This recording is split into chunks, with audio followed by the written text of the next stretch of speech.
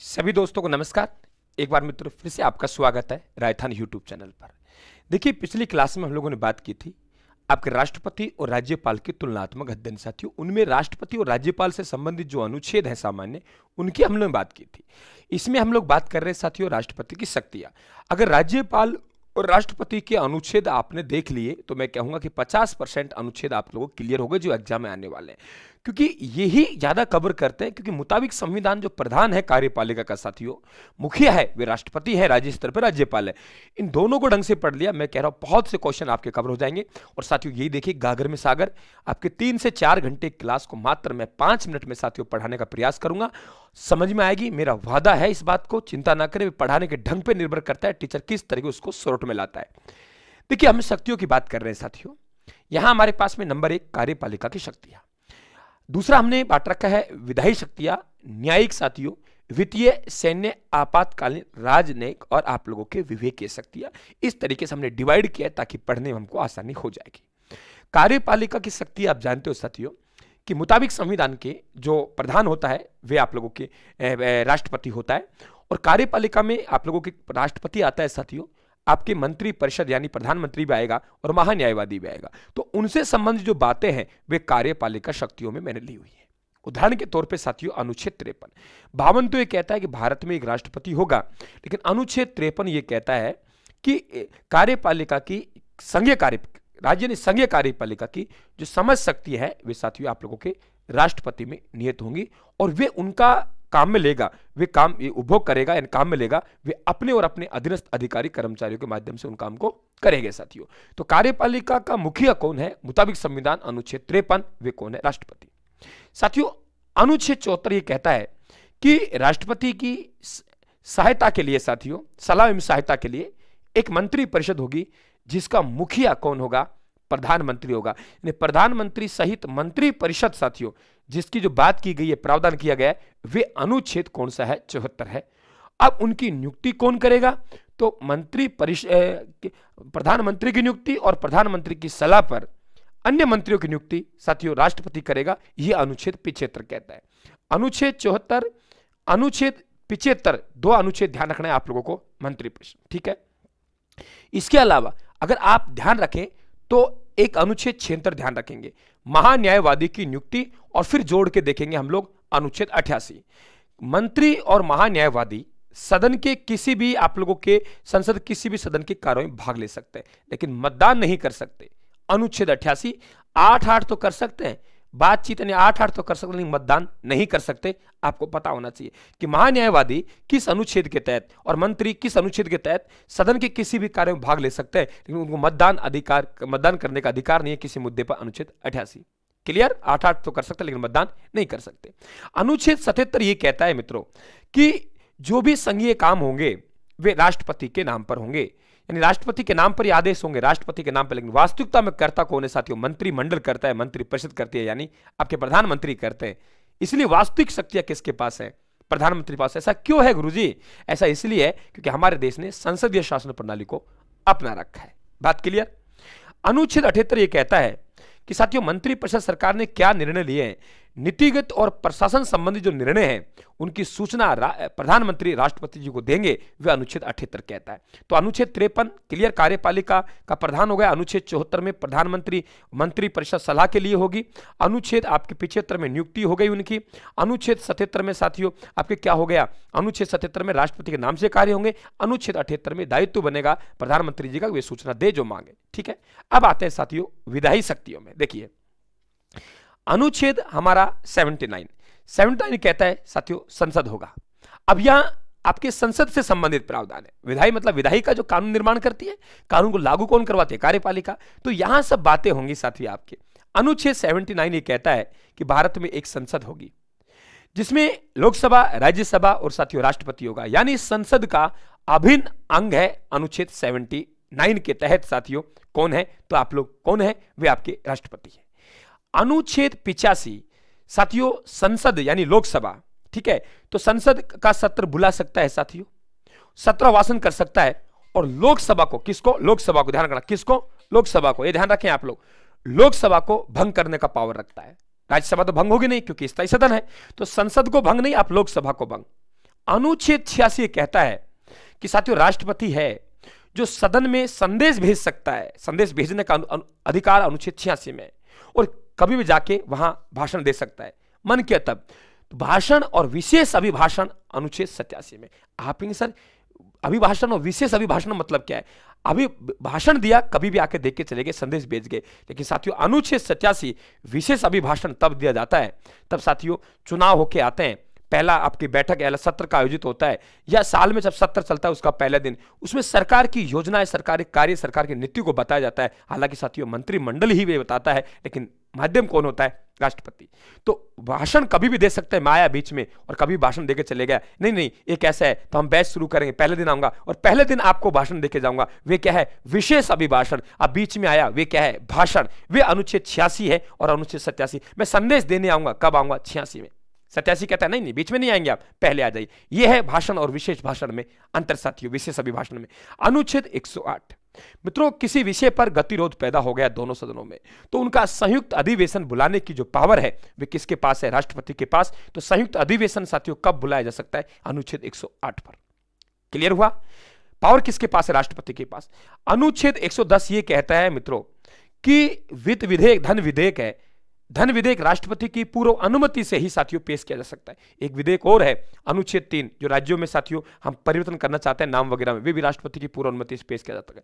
तो अनुच्छेद 110 साथियों कहता है कि जो धन विधेयक है राष्ट्रपति की पूर्व अनुमति से ही पेश किया जा सकता है। और आपको पता है कोई धन विधेयक है या नहीं है, इसका जो निर्णय है साथियों वे लोकसभा अध्यक्ष करता है, केंद्र में, राज्य में विधानसभा अध्यक्ष करता है, ध्यान रखें।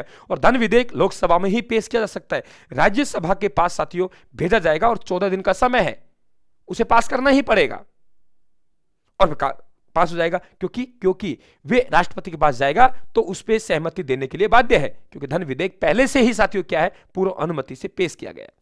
अनुच्छेद 111 संसद द्वारा कोई भी विधेयक पारित किया जाता है साथियों राष्ट्रपति के हस्ताक्षर के बाद ही वे कानून बनता है। वे हस्ताक्षर कर सकते हैं, वे हस्ताक्षर से साथियों अपने पास रख सकते हैं, वे वापिस सदन को लौटा सकते हैं।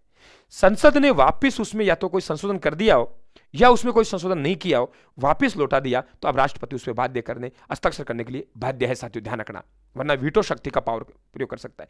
अनुच्छेद 200 ये कहता है कि जो आपका विधेयक है साथियों, क्या कहा मैंने? जो राज्यपाल जी विधेयक है उसे वे आरक्षित करें, उसके संबंध में यहां प्रावधान कर रखे हैं, ये ध्यान रखें आप लोग, ठीक है। अनुच्छेद कौन सा है आप लोगों के? 200। ये सब बातें आपको ध्यान रखनी पड़ेंगी मित्रों सिलेक्शन के लिए, ठीक है।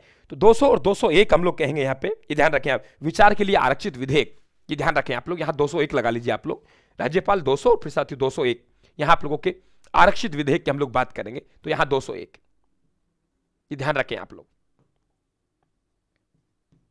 ठीक है। राज्यपाल क्या करेगा? आरक्षित करेगा। तो अनुच्छेद 183 साथियों, 123 अध्यादेश जारी करने की पावर, क्या कहा मैंने? अध्यादेश।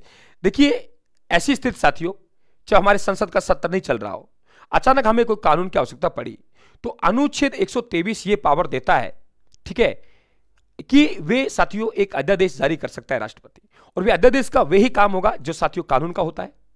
अब इसकी अधिकतम अवधि कितनी होनी चाहिए? अध्यादेश की अधिकतम साथियों अवधि, अध्यादेश समझ गए? ऐसी स्थिति में तब सत्र नहीं चल रहा, अचानक हमें कानून की जरूरत पड़ गई, तो साथियों अध्यादेश जारी किया जा सकता है। वैसे करवाता कौन है? मंत्रिमंडल ही करवाता है साथियों। अब अध्यादेश जारी किया तो वे 6 माह तक चलेगा। क्यों? क्योंकि संसद की साथियों जो बैठक होनी है उसके अधिकतम कितना है कि आप लोगों के 2 ही, आप लोगों के साल में 2 होने चाहिए, और कम से कम आपके अंतिम पहली बैठक की अंतिम दिनांक और साथियों पहले सत्र के अंतिम दिनांक और दूसरे की पहले दिनांक के अंदर 6 माह का अधिक अंतर नहीं हो सकता। तो 6 माह अधिकतम अवधि है। अब माना कि आ गया, आने के बाद साथियों अध्यादेश है वे 6 सप्ताह चलेगा। 6 सप्ताह कहां से काउंट होंगे? लोकसभा की बैठक आई 5 तारीख को और राज्यसभा की बैठक आई 6 तारीख को, तो अंत में जो सदन आया है उसकी 6 तारीख से 6 सप्ताह काउंट होंगे साथियों।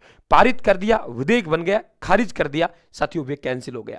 अब उसके द्वारा मान लो कैंसिल हो गया तो कानून तो बना नहीं, इसके द्वारा जो भी कार्य किए गए वे वैध होंगे, सब ध्यान रखना। ये होता है अध्यादेश जारी करने की पावर, ठीक है। अनुच्छेद 123। तो ये हमारी क्या थी? विधायी शक्तियां थी। अब बात करते हैं साथियों हम लोग कि आप लोगों के यहां आप लोगों की न्यायिक शक्तियां कौन कौन सी है।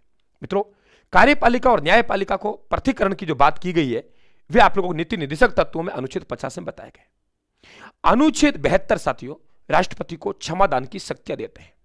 वे मृत्यु दंड से क्षमादान कर दे सकते हैं, वे किस समय कम कर सकते हैं, सैन्य न्यायालयों से द्वारा साथियों उसको वे कर सकते हैं। लेकिन राज्यपाल को बिल्कुल क्षमादान की शक्ति दी गई है अनुच्छेद 161 में, लेकिन साथियों वहां अंतर है। अंतर क्या है कि वहां मृत्युदंड और सैन्य न्यायालयों से संबंधित या संघ सूची के विषय पर वे किसी प्रकार की क्षमा या मृत्युदंड को माफ नहीं कर सकता। वेरी इंपॉर्टेंट क्वेश्चन साथियों, ठीक है। अनुच्छेद 143 ये कहता है कि भारत का साथियों राष्ट्रपति हैं, सर्वोच्च न्यायालय से परामर्श मांग सकते हैं, लेकिन जरूरी नहीं कि वे परामर्श को फिर ये मानने के लिए बाध्य नहीं है। परामर्श मांग सकते हैं साथियों, लेकिन मानने के लिए बाध्य नहीं है, ये भी आप लोग ध्यान रखें। अनुच्छेद 124 ये कहता है कि साथियों सर्वोच्च न्यायालय उसमें न्यायाधीशों की नियुक्ति कौन करते हैं, भारत के राष्ट्रपति, और राज्यों में न्यायाधीशों की नियुक्ति अनुच्छेद 217 में कौन करेगा, भारत का राष्ट्रपति। ये मित्रों इनकी क्या है, न्यायिक शक्तियां हैं।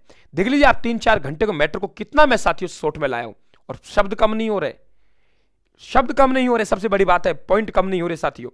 आगे बात कर रहे हैं हम लोग सैन्य शक्तियां। मित्रों सेनापति होता है, सर्वोच्च सेनापति होता है, अनुच्छेद 53(2) में क्या गया। आपातकालीन शक्तियां साथियों, आपातकालीन शक्तियों हम 3 प्रकार बांटेंगे, एक राष्ट्रीय आपात साथियों, एक राज्यों में राष्ट्रपति शासन, और एक साथियों वित्तीय आपात। राष्ट्रीय आपात अनुच्छेद 352 में युद्ध, बाह्य आक्रमण, सशस्त्र विद्रोह के कारण साथियों राष्ट्रीय आपात लगाया जाता है। राष्ट्रीय आपात लगाया जाता है अनुच्छेद 352 के तहत साथियों, ध्यान रखना आप लोग, ये राष्ट्रीय आपात है। इसको उद्घोषणा कर दी, माना की कर दी मंत्रिमंडल के लिखित परामर्श पर, पहले गड़बड़ हो गई थी, लिखित परामर्श पर साथियों कर दी। अब 1 माह के अंदर अंदर क्या होगा, 1 माह के अंदर अंदर साथियों संसद से क्या लेनी पड़ेगी, अनुमति लेनी पड़ेगी, अनुमोदन करवाना पड़ेगा 1 माह से अंदर अंदर, और 6 माह के प्रत्येक में साथियों चलता रहेगा। ये ध्यान रखें आप लोग। 352 ये कहता है कि राज्य में कभी कोई संवैधानिक तंत्र विफल हो गया, या 1 माह के अंदर, ध्यान रखना इनमें 2-2 माह है, संसद 2-2 माह के अंदर अनुमति लेनी पड़ेगी, अनुमोदित करवाना पड़ेगा, लेकिन यहां कितना है, 1 माह।